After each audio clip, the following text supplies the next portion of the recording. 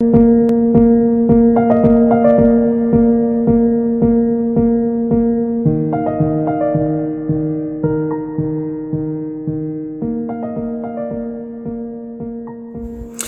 you so much for joining us on this episode of Conversations, and I'm your host, Daniel Spence. All right, so we just finished Mother's Day and we're back to business. So we're back in our 10-part series on blessings, and we are on part number 5. And what is that? Blessed are the merciful, for they shall be shown mercy. All right, let's go to work. So it's very, very quick. It's a very, very brief blessing, but I should tell you how important it is, because on the other blessings, you would hear hunger and thirst for righteousness. And so then we would have to kind of break down, what does it mean to hunger? What does it mean to thirst? But here you have it. God keeps it real simple. He says, blessed are the merciful, for they shall be shown mercy.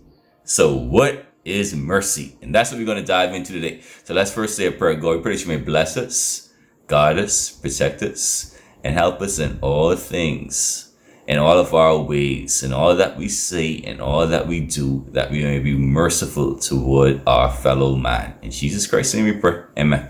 All right. This is an important one. Let me see why this is an important one. This one is for anyone who is going through hurt, who feels as if they're going through a struggle, who look at the world and feel as if, you know what, I just don't want to be here. These are for the people who are scarred, the people who have been through something. They've been through something in their life. Like, for instance, you could talk to a young person, and just based on what they've gone through, their age may be 20, but where they are in terms of their spirit, they feel like they're 70, they're an old person, just because they've been through so much. That's what it means when you're young, but you feel weary or you're tired, because your spirit is tired, because you've been through a lot. So this is for anyone who's been through something. That's why we're discussing this one today.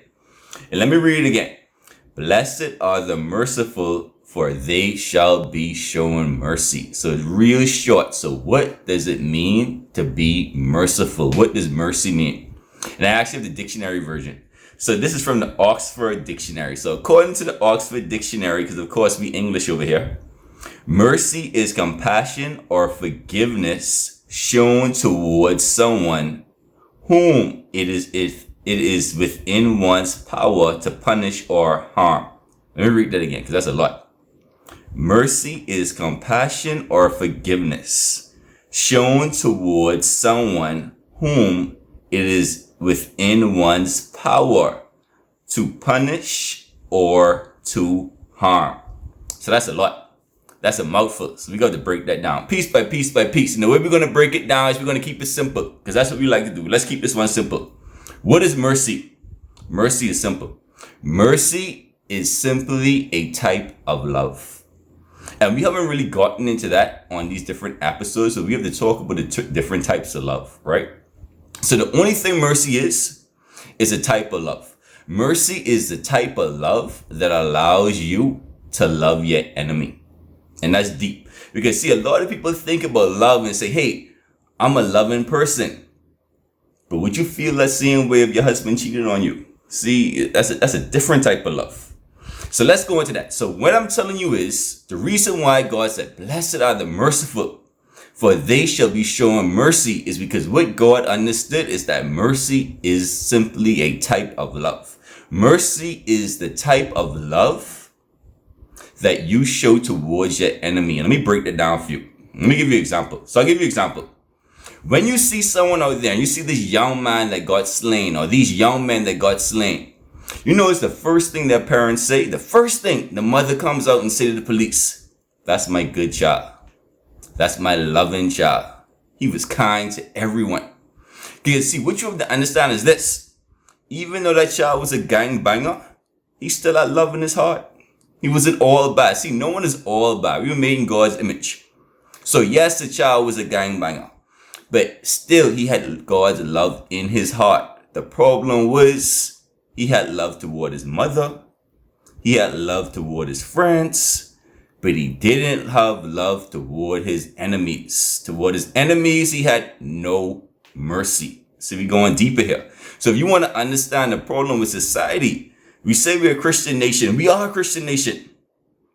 The problem is the second greatest commandment is to love the Lord thy God. Well, the first greatest commandment, to love the Lord thy God with all your heart, all your mind, all your body, all your soul, and all your strength. And the second is likened unto it.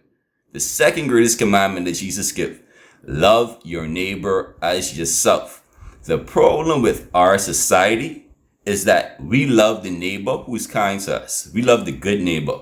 We love our mother. We love our father. We love our friends. But our enemies, we have no love for. That's why a lot of the gangs, that's their mantra, no love. And here it is, you have no mercy. And that is why when you see that mother comes out, she isn't lying. She's telling the truth. That's a good son on the ground dying. Remember, he's a gangbanger all his life. But that's her good son. That's her loving son. He was only kind to her. And the reason is because even though he had God's love in his heart, he had love for his friends. He had love for his family. But he had no love for his enemies. And that's why we're going deep into this. And that's why God simply said, blessed are the merciful, for they shall be shown mercy. That's how important mercy is. That's how important love is. See, the blessing is love. If you love one another, then God will love you. You will be shown love if you show love to others. Because see, let's go even deeper. Let's go deeper. Because see, what you see is a lot of children. Let's say they grew up in a broken home. Let's talk about children today. Today is a good day to talk about children. Let's say you grew up in a broken home. So with no father in the home. The worst thing that mother could do is to say, well, your father isn't here. Or your father ain't checking for you. Or your father checking for his other children and he paying for them to go to private school, but he ain't looking after you. Or he carrying them away, but he's not looking after you. You know why? Because love is something that's taught. You have to teach children how to love. See, this could go deeper. We could talk about adults. Because if you have a female and she's been through a lot of bad relationships, then the minute she go marry one man, he can get beaten with the stick of all the past relationships. You know why?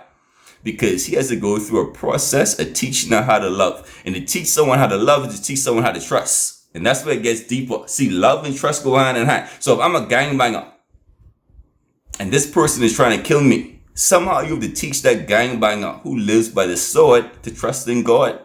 How am I going to convince you that, hey, if you could just trust in God, whether you live or you die, it's okay. Because you have God on your side now, see? Because if God is for you, who could be against you? See, that's hard to teach.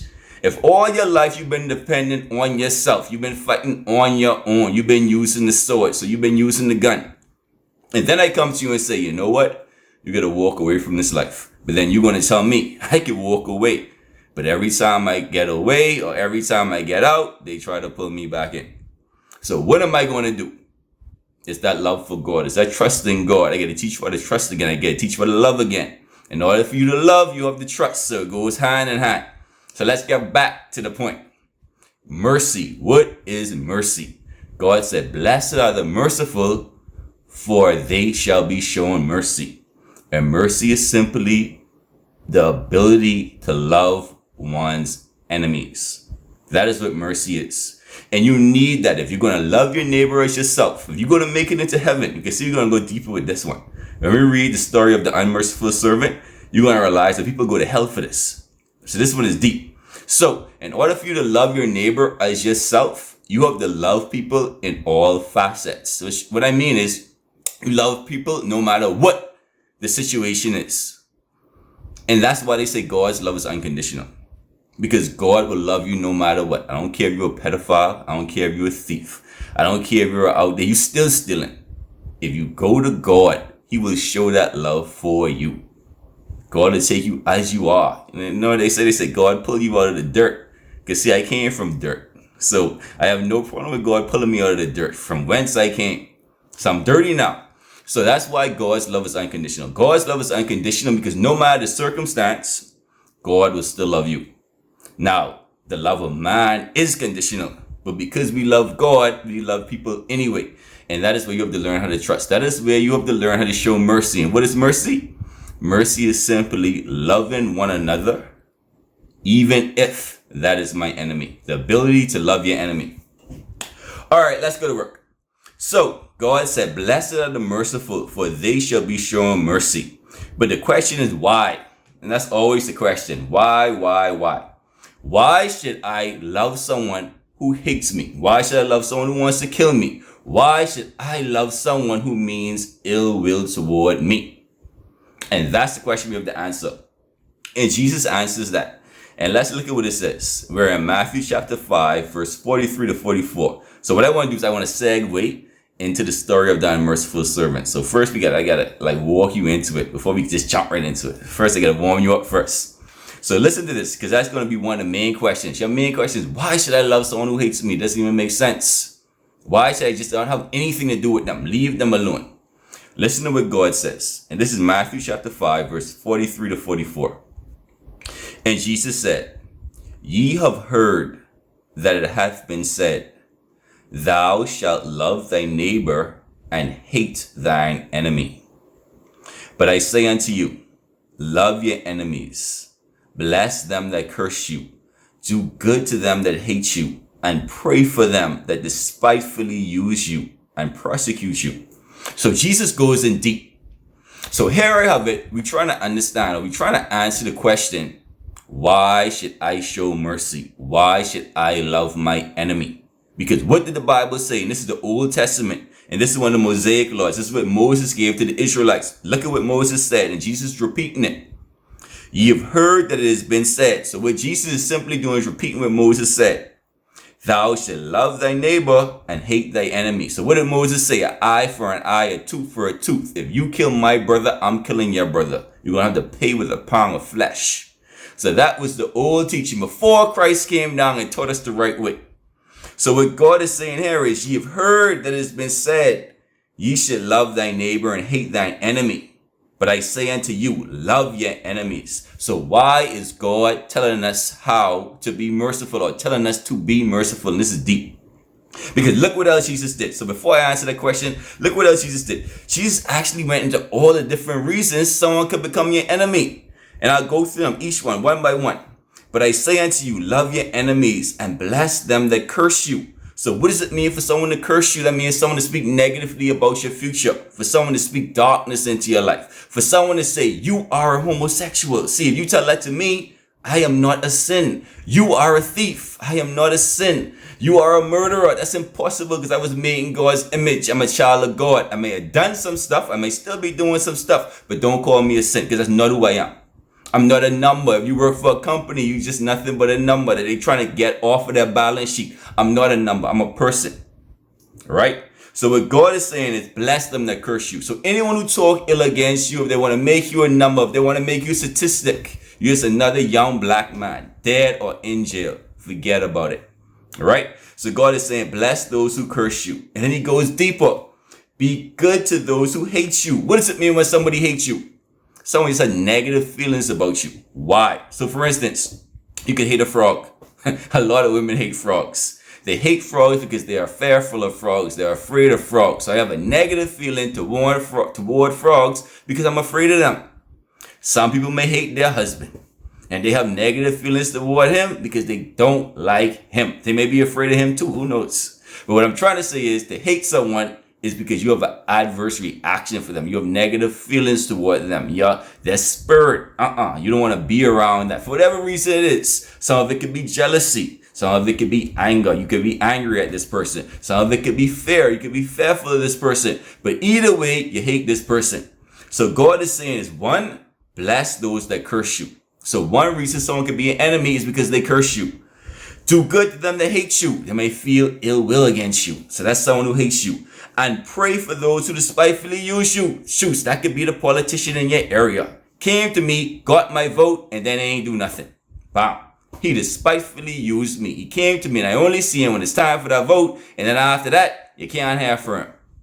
So they despitefully use you. And then worst of all, who prosecute you. So what does it mean when someone prosecutes you? It's that baby mama you got. You went out there, you had all these children, and now she got you in court. And you feel like she prosecuting you, but you're saying, you know what? I just don't have the money. I'm not working. Or you may cause me to lose my job having to go to court. Make matters worse. But hey, you're getting prosecuted. So God goes in deep. God not only says to love your neighbor, but look at what he says. He says, love your enemies, and then he goes in depth. He gave you every single reason you might not want to love your enemy. Every single reason why this person may be your enemy. And listen to all the reasons. Bless those who curse you. Do good to them who hate you. Pray for them who despitefully use you and persecute you. So now the question is, why? Why is Jesus telling you to love your enemies even though this person is doing all these negative things against you? And this is the most important thing I'm going to tell you on this whole episode. Let me tell you what. The reason why Jesus is telling you to love this person, even though everything they've done against you is wrong, or for your ill will, or for ill intent. The reason why you have to love your enemy is because of the first fact of life. And never forget this. If you only remember this one thing I ever said to you, remember this. The person whom you love the most, at some point in your life, will do something to become your enemy. Never forget that. See, the problem is this. If you can't love your enemies, that means you can't love anyone. Because look at a husband and wife, for instance. How many married couples you know hate each other now? Look at children and parents. How many children and parents don't have anything to do with each other? Girlfriend, boyfriends, baby mamas, baby daddies. I mean, you could go down the line. I don't care what relationship. Look at best friends. Became business partners.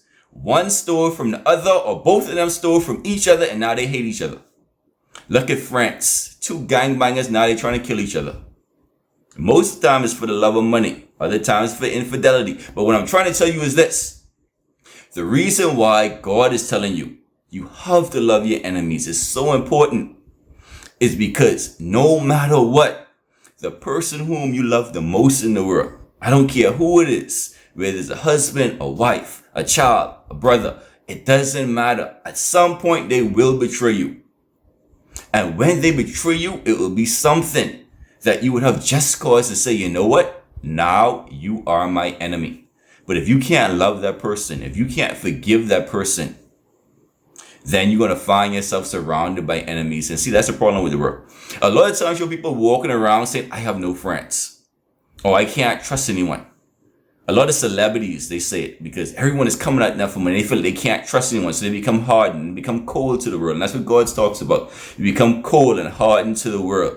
In order for you not to become that cold person, that hard person, that person that just doesn't want anything to do with anyone, you have to learn to 1, forgive, 2, forget, and 3, most of all, love your enemies. And that's why we're doing this. All right, so that's the segue. So I think we segue into it, and I think we know where to go now. I think we know where to go for. Actually, let me go a little deeper on that.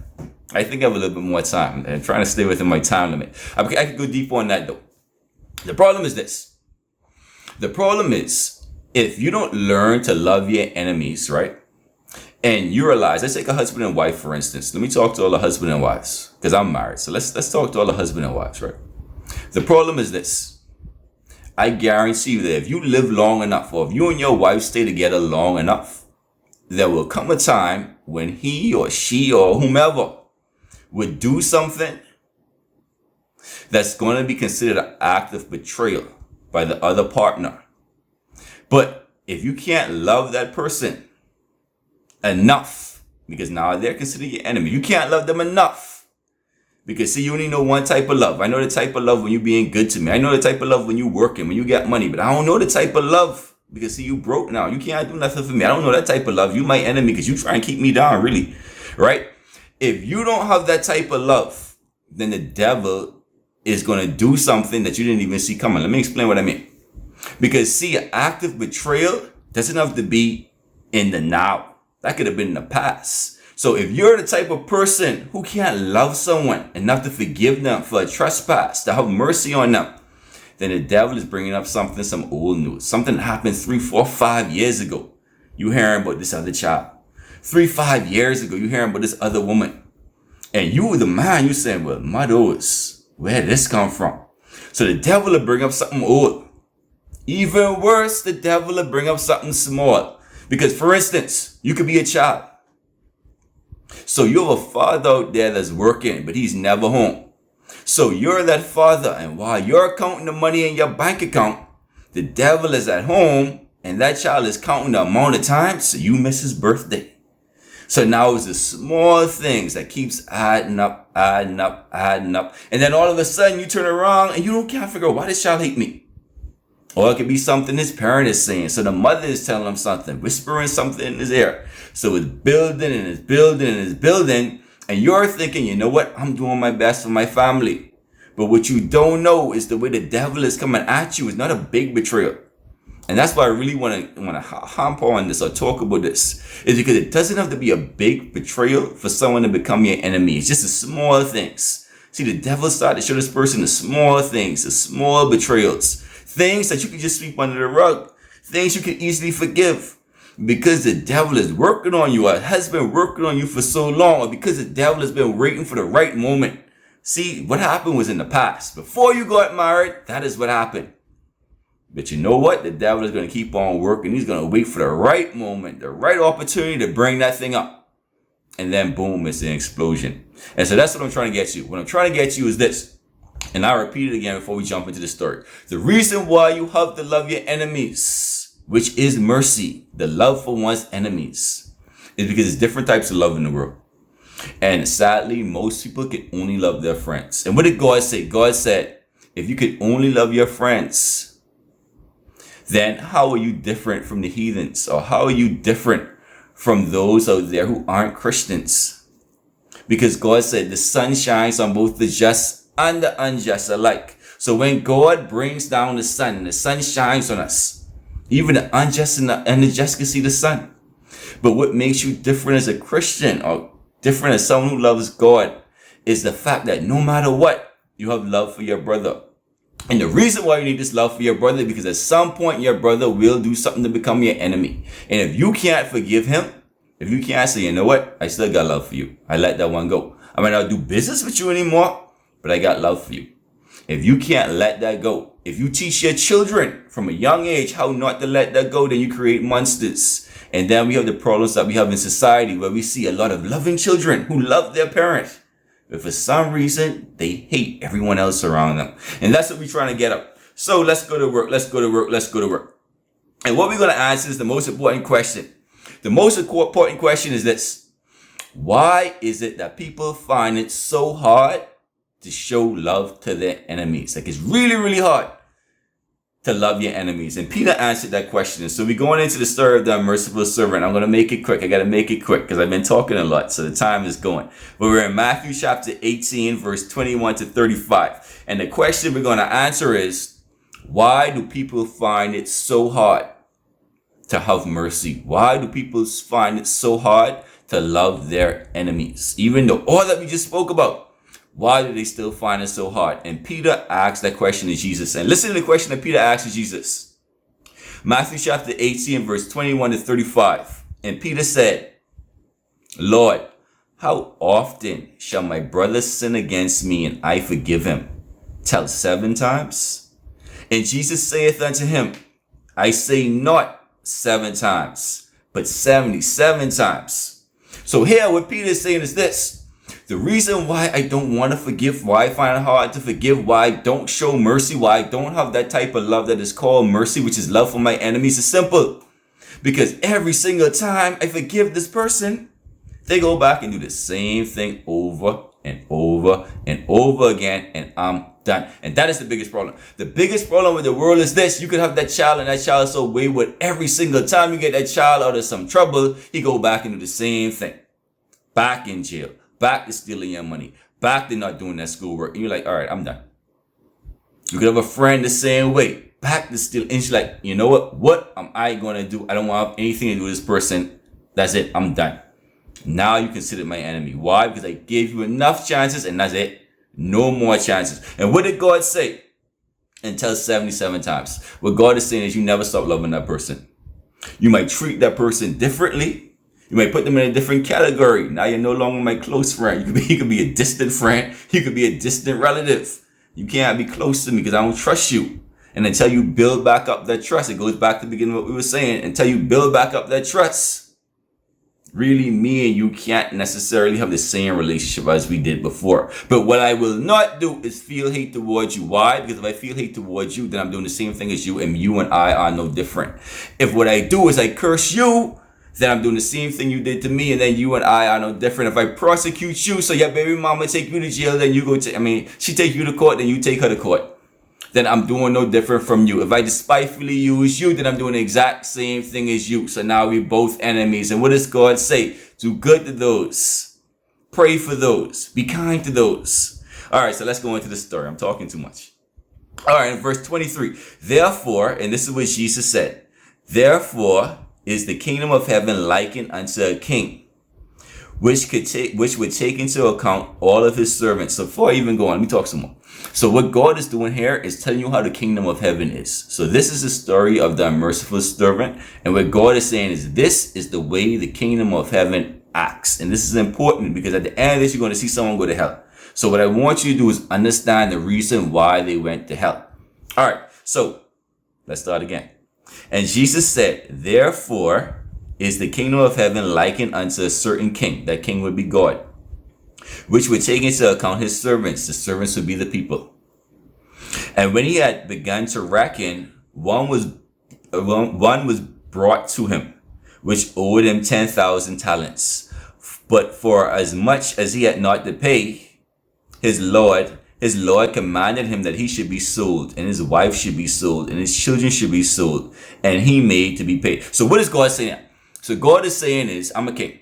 And you have this king, and he brought one of his servants to him, and the servant couldn't pay. And because the servant couldn't pay, his wife is going to be sold, his children is going to be sold, all of his family is going to be sold. Why is all his family going to be sold? Simply because if you have the head of the family, who's the man, if he is committing a sin, and he's sinning against God, then that same money, or whatever it is that he's bringing home to his family, that's blood money. I'll give you an example. I'll give you a deep example, like drug money. If you out there dealing drugs and you're using the drugs to put your children in private schools and to buy your wife all the expensive things, but you have to realize that you're putting a curse on your family. And that's why God is saying these people or his family will be sold. Because remember now, this is God, the kingdom of heaven, explaining to you what will happen if you're a sinner. But the sinner repents. And listen to what happens. Therefore the servant fell down and worshiped him, saying, Lord, have patience with me. I will pay thee all. So the sinner repents. So I'm no longer the man I used to be. I'm going to bring my family to God. I'm going to be the head and not the tail. All right. Then the Lord of the servant was moved with compassion and loosed him and forgave him his debt. So why did God forgive him his debt? So we got to take this way back to the cross. The problem is this. When Jesus was on the cross, what did the servant or what did the sinner say to Jesus? Lord, remember me when you come into your kingdom. And what did Jesus turn on the cross and say to the sinner? Today you will be with me in paradise. So why did God have to show mercy? The reason why God had to show mercy is because that same sin on the cross, he had about an hour to live. There's nothing he could have done that could have repaid God for a lifetime of thievery, a lifetime of killing. So when you see here, God forgives a merciful servant, this is God saying, there's nothing you can do to repay me. But because you worship me, because you ask for forgiveness, is granted. But the same servant went out and found one of his fellow servants, which owed him 100 pence, and he laid hands on him and took him by his throat, saying, Pay me what thou owest. And his fellow servant fell down at his feet and besought him, saying, Have patience with me, and I will pay thee all. And he would not, and he went out and cast him into prison till he should pay his debt. So when his fellow servants saw what was done, they were very sorry and came and told the Lord what was done. That's important. So what happened here? That same servant who got forgiveness from God went out and persecuted his fellow man. He had no mercy. He wasn't able to show love for his enemy. But what happened to him? The fellow servants, so these are the mothers, the sisters, the brothers of that servant whom he persecuted, went and prayed to God. And that's important. I got to stop on that one. What you don't want, because this is how the kingdom of heaven works, what you don't want is for poor people to be praying about you. So if you own a Wendy's, if you own a Bamboo Shack, if you own whatever, what you don't want is to be robbing people, cutting salaries, overworking them. Because what you don't want is for their children or their children's children praying for Grammy. Because Grammy's sick because she's been working so hard. So what you don't want is God for people to go to God for you. You don't want people praying against you. That's the last thing you need in your life. I've seen it. Where someone can have a mother living with them and they put their mother out. Now after they do that, That's it. Their life is never the same. They lose everything. So what you don't want is poor people praying against you. And that's what happened here. So here it is. You have the fellow servants saw what was done. And they went to the Lord and told the Lord what was done. And that's when all hell broke loose. So listen to this. Then his Lord, after that, he called him and said unto him, Thou wicked servant, I forgave thee all thou debt, because thou desirest it of me. Shouldest thou not have had compassion on thy fellow servant, even as I had pity on you? And the Lord was wroth and delivered him to the tormentors. So here you are with this guy going to hell, till he should pay what was due to him. So likewise shall my heavenly Father do also unto you, if you from your hearts forgive not everyone his brother their trespasses. So what's the important thing here before I go? Because I'm running out of time. The most important thing you got to learn from this is one thing. The reason why this guy went to hell was not because God didn't forgive him. See, the first thing God did was say, I forgive you all. The reason why he went to hell at the end is because he didn't forgive others. And that's the most important reason why you have to love your enemies, which is to show mercy. Because at some point, the person you love the most will do something to become your enemy. And if you can't find in your heart to forgive them, you will not only experience hell on earth, because there ain't nothing worse than a baby mama who hates you because you did wrong by her. And you can't find in your heart to forgive her. Because remember now, hate is something that destroys from the inside. So if you hate someone else, that's destroying you. The worst part of it is that you can't make it into heaven with that hate in your heart. God, I pray that you may bless us, guide us, protect us, cleanse our hearts, our minds, our bodies, and our souls, so that we may love others the way that Christ loves us. In Jesus Christ's name we pray. Amen.